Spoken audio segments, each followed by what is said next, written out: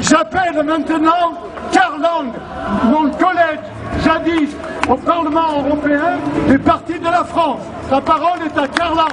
Bravo Karl.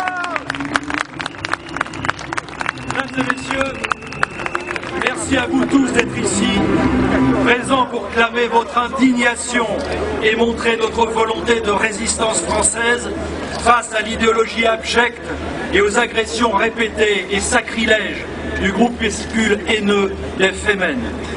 Car ce qui caractérise en effet le mieux ces Femen, c'est qu'elles véhiculent ce qu'elles portent par leurs discours et leurs attitudes, c'est la haine.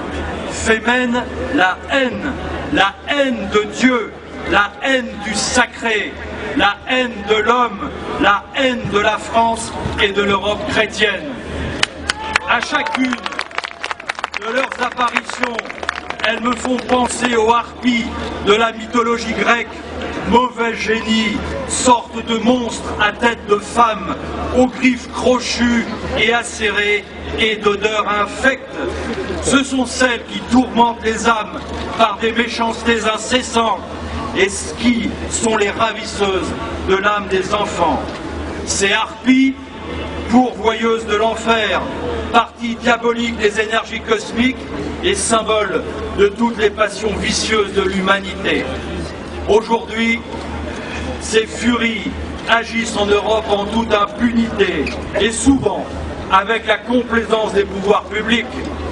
Leurs actions sauvages et sacrilèges se multiplient et se transforment, comme à Madrid, contre le cardinal Varela, en agression physique. Il aura donc fallu une énième sauvagerie dans l'église de la Madeleine, avec un simulacre infâme d'avortement de la mère du Christ, pour que Valls, le sectaire, Valls, le ministre,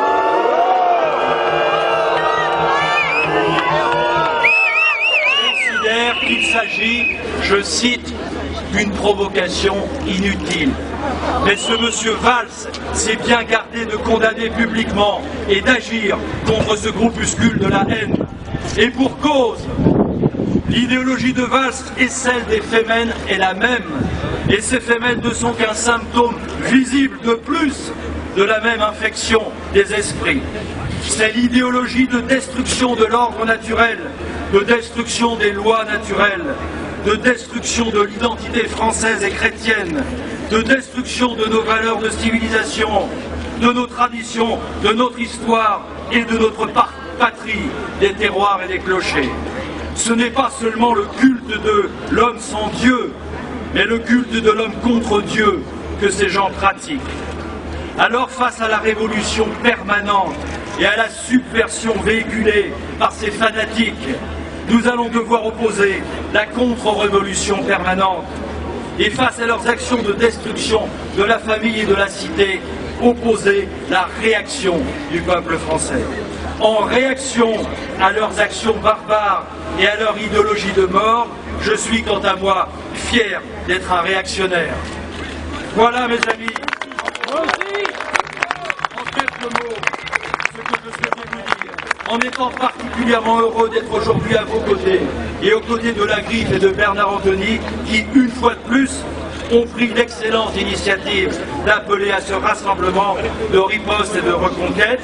Alors rassemblons-nous, organisons-nous, agissons et ensemble faisons entendre haut et fort, aujourd'hui et demain, la voix de la France française et éternelle.